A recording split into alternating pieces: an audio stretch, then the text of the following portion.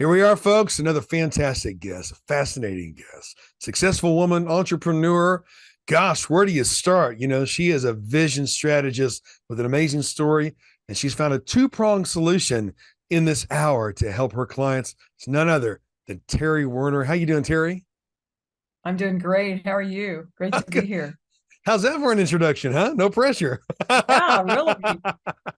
I should pay for that one. Hey, Gosh. there you go. Well, TERI, gosh, you are no stranger to speaking to crowds, and you've shared the stage with Zig Ziglar, and yeah, you must have been 3 years old when you did that. But all that to say is, I'm really enjoying getting to know you. I know that our audience will enjoy getting to know you as well, TERI. You're a fascinating woman. You have a lot to say, a lot of fantastic experience, and the two-pronged solution of helping your clients is truly the real deal. But before we get into that, tell the folks about your background and your passion in helping people achieve their vision. Wow. That's a tough one. I should have asked for how many hours we were going to be doing this, right? Oh, we'll do this several times. Actually, I have felt a calling from early in my life to make a difference in lives. I was raised in a pastor's home, and so that's just kind of embedded in you.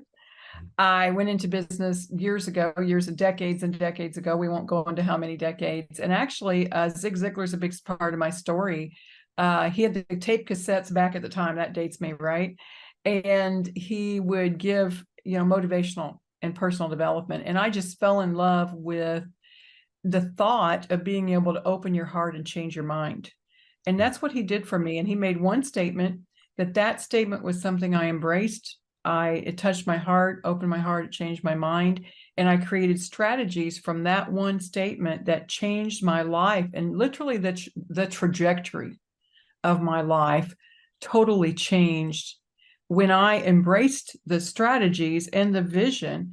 And that's really has been my life, vision and strategies. Without a vision, people perish, but most people don't know how to create vision, how to connect, and how to commit to vision, and the strategies that undergird the vision. We see people with all these kind of dreams and visions they're not really connected with, yet also they don't have the strategies as well. Mhm. So they're in a conundrum, really, that nothing will ever happen positive. So they blame people, place, and things. All the opportunities, they're all wrong. All the situations, they're all wrong. When the reality is the vision is first and the strategy. So it has been a big part of my life, all my life. Well, it has, and you've had success earlier on. I mean, you even took a company public.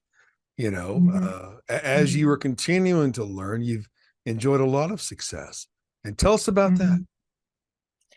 Well, my father was a minister and I was an interior designer. That was the statement Zig Ziglar made. He said, I've seen boys born and girls born. I've never seen a doctor born, attorney Wow. born. I've never seen an interior designer born. Well, all my life, I had loved anything with design and furniture and fabric and all that. I just loved it. But I didn't think I was born with that talent. But actually, come to find out, I actually had that innate talent. So, Dad and I combined our passions for ministry and put it into one company where we provided interior design solutions for churches across the United States. And that company became a publicly held entity when I was 37, and didn't know what I didn't know and didn't know what I did know, you know.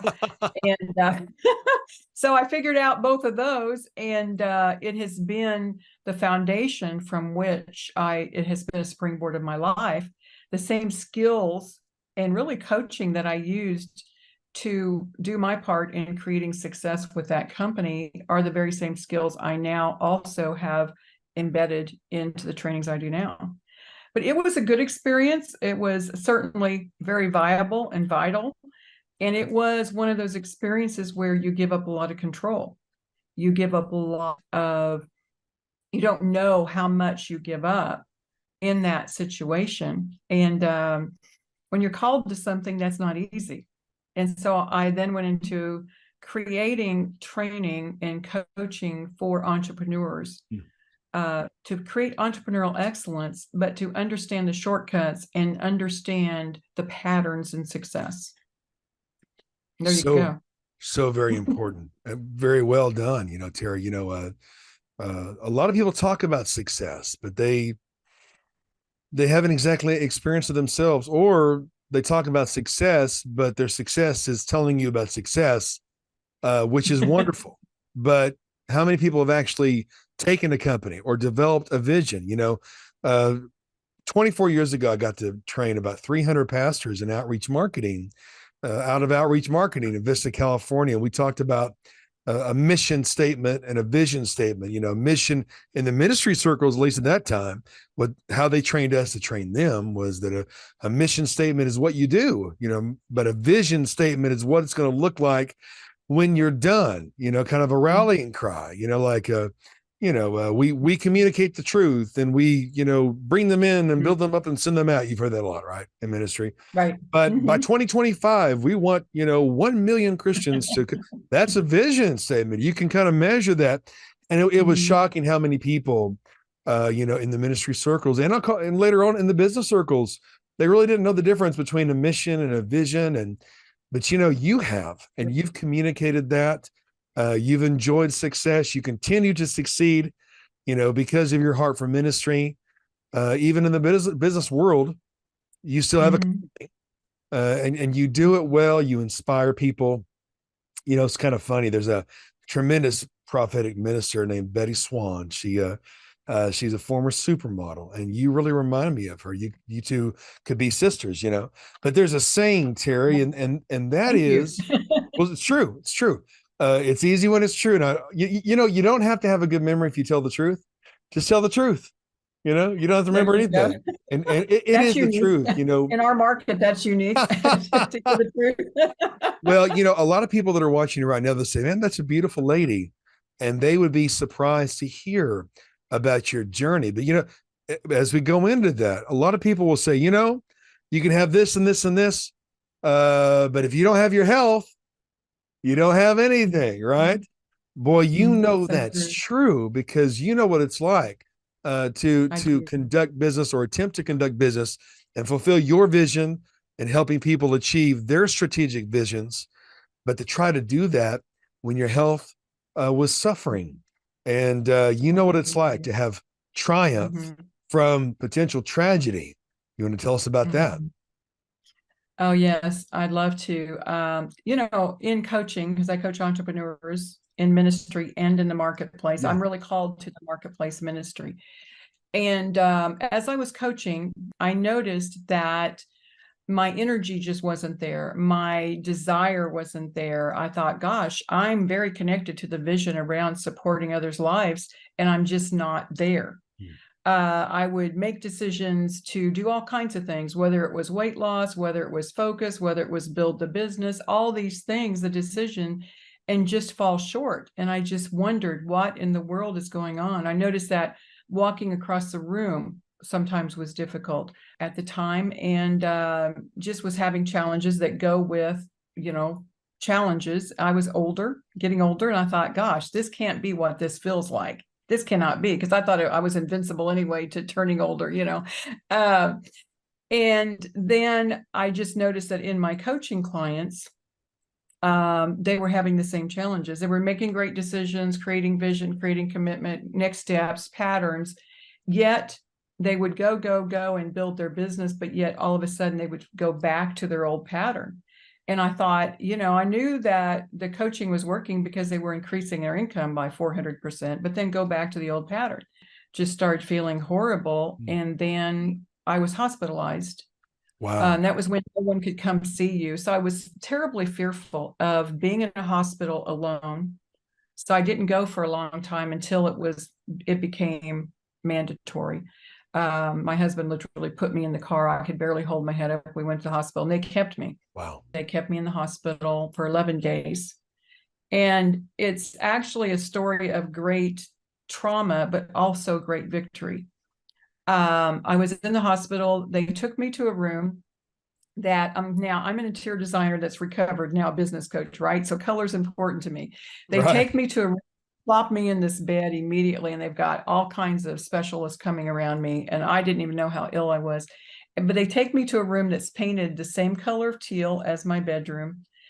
literally, it was like going to a spa in the back of the area. I wasn't around all the noise and the nurses and all Right. the hubbub and chaos.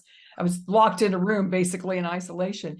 But it was like from that moment that I got there, Brent, it was like an amazing feeling of peace flooded Mm. me. Wow. Just the peace of God just flooded me.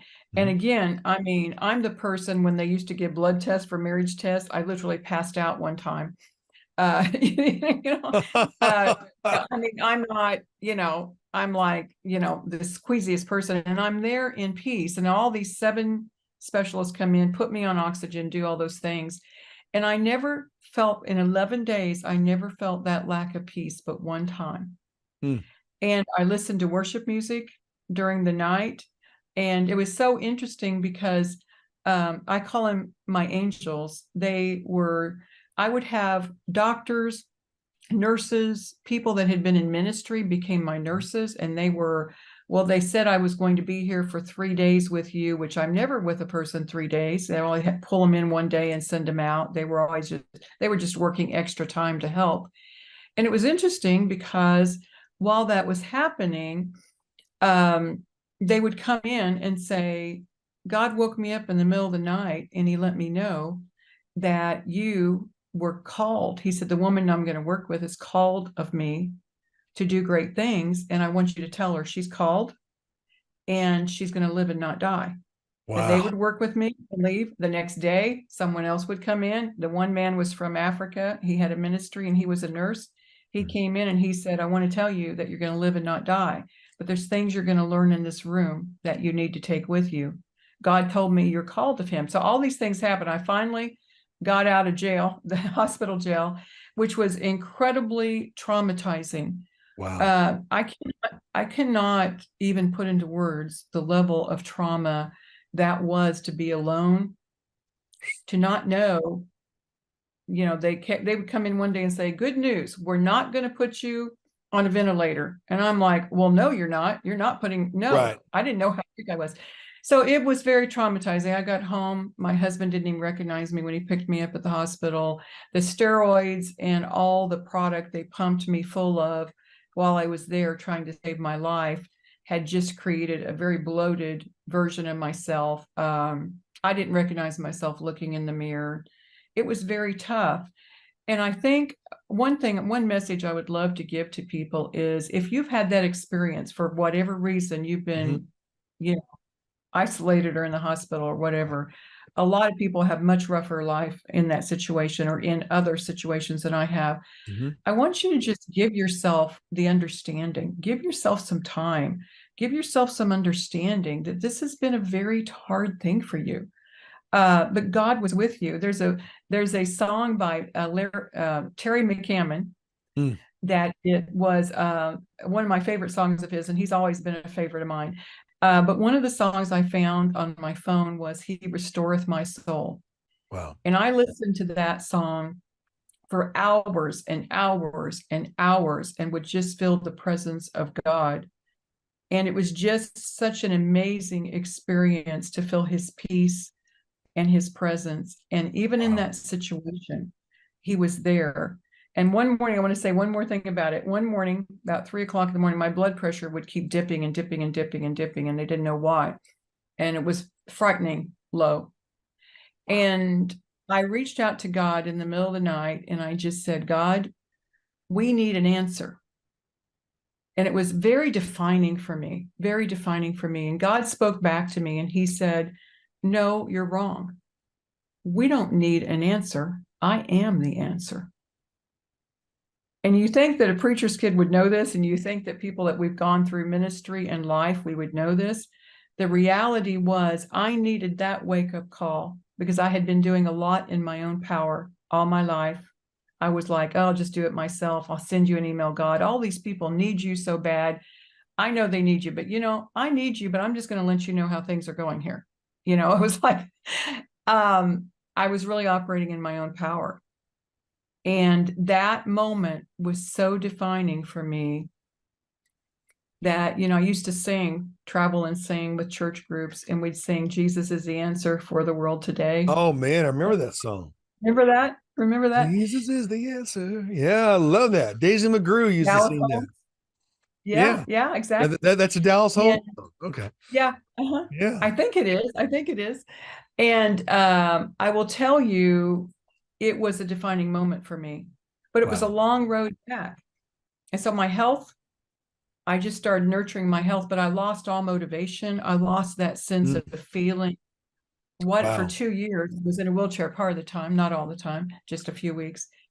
And I got to a place here a few years later, here we are, that the calling I was told about all my life that I felt like I had, and then God reaffirmed it, I, I began to question, like, what is my calling? Mhm. I'm 69 years old now, this moment. Then I was around 67, 68. And I was like, what is the calling?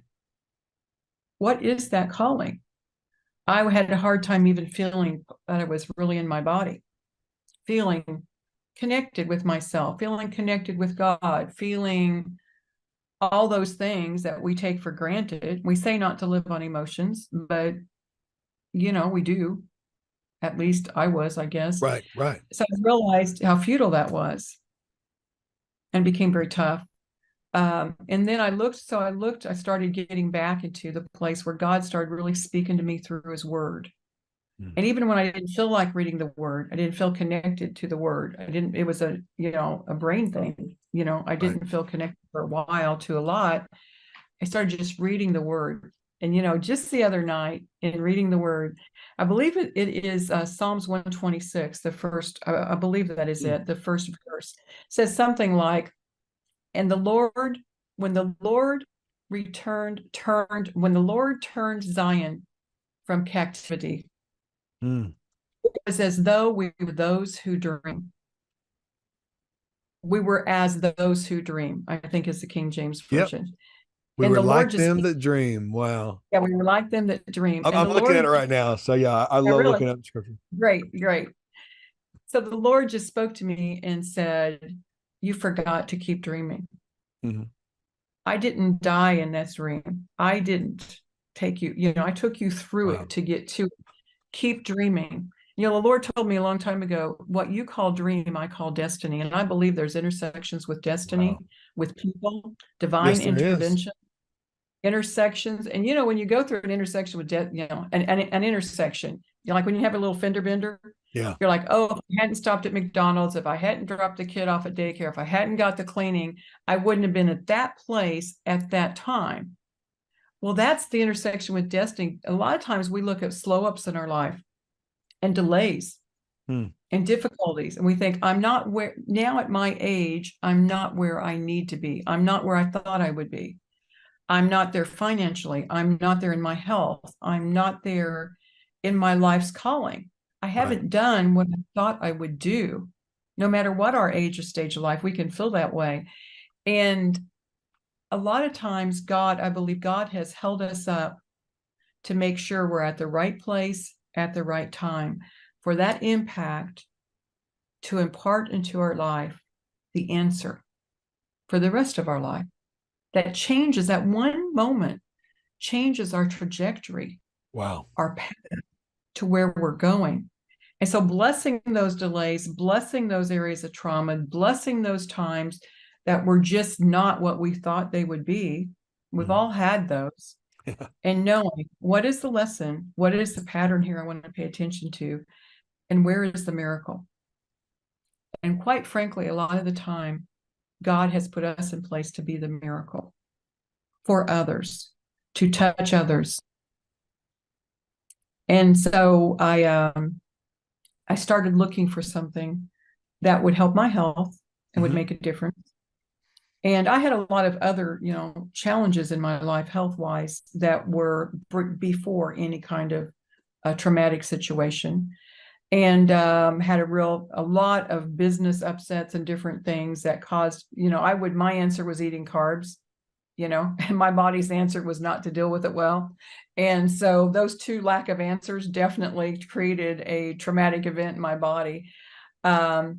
Just was not feeling good. And I realized that a lot of people don't fulfill their calling. They're not able to, they don't have the capacity to really thrive in their Wow. calling. And that's Wow. why if we have a calling on our life, it's for us to flow, to thrive, to be dynamic in that. We don't limp into it. Come on, Right. I'll drag you to your calling. God's not dragging us through our calling to see if we can make it one more day. But I felt that way. And I really started changing some lifestyle, changing some things in my life. But the biggest challenge after I got out of the hospital was I'd always had fairly nice hair, and I lost handfuls of hair. I mean, I'm talking Wow. hair at a time. That's hard, My especially hair, for a woman. Yeah. oh, that was tough. That I got desperate. My hair fell out. We'd be in the car and I'd just touch my hair like this, Yeah. and I'd have a floorboard full of hair to the point I Wow. could take all my hair and put it into a little tiny hairpin little thing and wear a wig. I wore a wig for 8 months because my hair was so gone. It was just gone. And the hair I did have felt like shredded wheat, was like shredded wheat. And Wow. I mean, I looked like I was a victim of something. And so I bought a wig.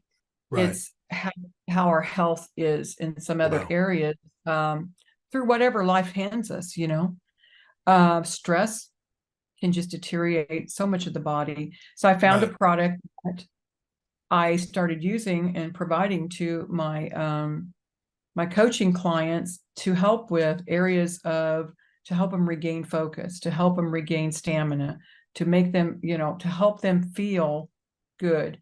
Right. And the key is the removal of inflammation from our body. And so I was like this bald woman that had always thought hair was I mean, I'm all over that scripture about the hair is a woman's glory. I was all over that. I was raised in the big hair Dallas. We had big hair. I don't even know how we got our hair that big in the 80s. So when I started, really, it was like crazy, right? When I started getting healthier and feeling better, my hair started coming back in mounds. And this is not a wig. And this is fact, I had to kind of scrunch it You down. got gray hair. I mean, Crazy. wow. Thank Beautiful. you. Thick. But Yeah. it is again, health returned and the product. So I looked for something for health. But the other thing is, I became very aware decades ago that we have to have funding to fulfill our calling. And we can kid ourselves and get hyper spiritual about it. And I think we believers have a tendency to have every question. I hope this comes out okay. Have every question to the answer to be a spiritual. Right. It's all that. And sometimes I think we hide behind the realities of what we can do in life, hiding behind everything being a spiritual principle. And God is in everything. There's no question about it. Right. He does have expectations of us. For instance, a lot of people feel like having a vision. It's God's going to hit them like a bolt of lightning. They're going to Yeah. be sitting eating Fritos, and God's just going to come down from heaven and say, "Speak ye here, go ye here," that kind of thing. Go therefore, you know, all that kind of thing. And I think that may happen sometimes. I think it does. I'm happy if that happens to me. But I also really think that in Habakkuk, it mentions that I will set myself aside. I will set myself on a tall wall. I will ask of him and he will answer me. And Wow. I think there's a part we do to set ourselves aside, to have that time with God, to have that time and ask him. Even the question I ask now quite often of God is, God, what do you think of me? Hmm. What do you think about how I'm living my life? How do you think about how I respond, how I speak, how I live, how I love? Am I truly on track with you? I know I'm your child. I know I'm saved. I know I have eternal life coming. And I love that. How am I living this one? How am I Wow. showing up in this life? And asking God, would you speak to me about those areas that I may not be what I need to be? I Mhm. may not be what you've called me to be. Am I fulfilling my purpose? Because, Right. vision is your purpose, the picture around your purpose. How will you feel? What does it look like? That's your vision. is the picture around your purpose. When you reach your vision, you've Wow. automatically reached your purpose. Wow. So it's I'm that. taking notes here. And so I realized that wealth, however you want to frame it, abundance, having the funds, the money to fulfill the calling in a free way, in a way that gives us the flow, the freedom, the capacity to explore the possibilities God has and to be able to move, to be able to move. You know, you need to go here and do this. Like, I'm very, very touched by the child trafficking situation. Yeah. Very, very touched. I'll probably never be able to go to Colombia or somewhere and go in the jungle and find these children. And maybe my part is funding. And a lot of times we Right. act like funding is a four-letter word. Well, actually, fund is a four-letter word, but anyway. But Yeah, we've seen it time and time again, and we need to do more shows on this, Terry. We're almost out of time for our first show. I wanted people to hear your story and that you have found a solution. You're helping people discover what true wealth is with your coaching, but what true health is as well with your amazing story, because you're a living example of it. For those who see this on broadcast, you see at the bottom of your screen, the QR code that you can kickstart this thing in your life. We need to do several shows on this. And of course, I've asked Terry to be a part of a new show for boomers as well. Boomers are living longer, folks. Today's grandma and grandpa, they're not sitting in rockers and sewing sweaters. They're playing rock and roll and riding Harleys and motivational speaking and leading, corporations and such. And we really have to be able to go the distance. And Terry can show you how to go the distance, not only in your heart, your mind, your soul, your spirit, your vision, but also in your body. We've only got one body on this earth so far. And I can't wait for her to tell you how to begin to step into true health so that you can fulfill your mission. And for those of you who have a ministry that needs funding, Terry, you've got a solution for that as well. So I can't wait for part two